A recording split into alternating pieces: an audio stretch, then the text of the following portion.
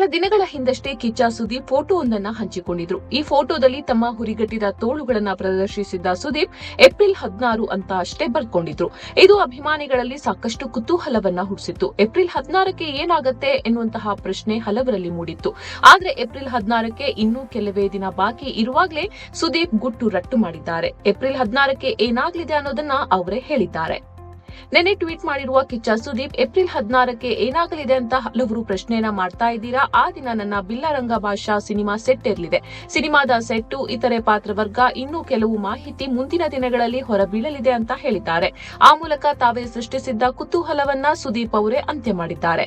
ಬಿಲ್ಲರಂಗ ಭಾಷಾ ಸಿನಿಮಾನ ಸುದೀಪ್ ಅವರು ನೆಚ್ಚಿನ ನಿರ್ದೇಶಕ ಅನೂಪ್ ಭಂಡಾರಿ ಅವರು ನಿರ್ದೇಶನ ಮಾಡಲಿದ್ದಾರೆ. ಈ ಹಿಂದೆ ಅವರು ಸುದೀಪ್ಗಾಗಿ ವಿಕ್ರಾಂತ್ ರೋಣ ಸಿನಿಮಾ ನಿರ್ದೇಶನ ಮಾಡಿದ್ರು. ಇದೀಗ ಈ ಜೋಡಿ ಎರಡನೇ ಬಾರಿ ಮತ್ತೆ ಒಂದಾಗ್ತಾ ಇದೆ. ಸಿನಿಮಾಕ್ಕಾಗಿ ದೇಹವನ್ನ ಅದ್ಭುತವಾಗಿ ಹುರಿಗಟ್ಟಿಸಿಕೊಂಡಿದ್ದಾರೆ ಸುದೀಪ್ ಅವರು. ಸತತ ಜಿಮ್ ಟ್ರೈನಿಂಗ್ ಮಾಡಿ ಈಗಂತೂ ಬಾಡಿ ಬಿಲ್ಡರ್ ರೀತಿಯೇ ಕಾಣ್ತಾ ಇದ್ದಾರೆ. ಈ ಹಿಂದೆ ಪೈಲ್ವಾನ್ ಸಿನಿಮಾಗೂ ಕೂಡ ಇದೇ ರೀತಿ ತಯಾರಿ ಮಾಡಿದ್ರು. ಆ ಸಿನಿಮಾ ಸೂಪರ್ ಹಿಟ್ ಆಯಿತು. ಸುದೀಪ್ ನಟನೆಯ ಮ್ಯಾಕ್ಸ್ ಸಿನಿಮಾ ಕೆಲ ತಿಂಗಳ ಹಿಂದಷ್ಟೇ ಬಿಡುಗಡೆ ಆಗಿ ಸೂಪರ್ ಹಿಟ್ ಎನಿಸಿಕೊಂಡಿದೆ. ಇದರ ನಡುವೆ ಕಾರ್ತಿಕ್ ಗೌಡ, ಯೋಗಿ ಗೌಡ ನಿರ್ಮಾಣ ಮಾಡ್ತಾ ಇರುವ ಆಕ್ಷನ್ ಸಿನಿಮಾದಲ್ಲಿಯೂ ಸುದೀಪ್ ನಟಿಸ್ತಾ ಇದ್ದಾರೆ ಎನ್ನಲಾಗಿತ್ತು. ಆ ಸಿನಿಮಾದ ಹೊಸ ಅಪ್ಡೇಟ್ಗಳು ಇನ್ನೂವರೆಗೂ ಹೊರಬಿದ್ದಿಲ್ಲ.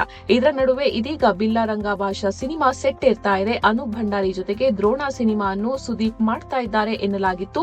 ಆದ್ರೆ ಬಿಲ್ಲರಂಗ ಭಾಷಾ ಸಿನಿಮಾ ಈಗ ಮೊದಲು ಸೆಟ್ ಇರ್ತಾ ಇದೆ.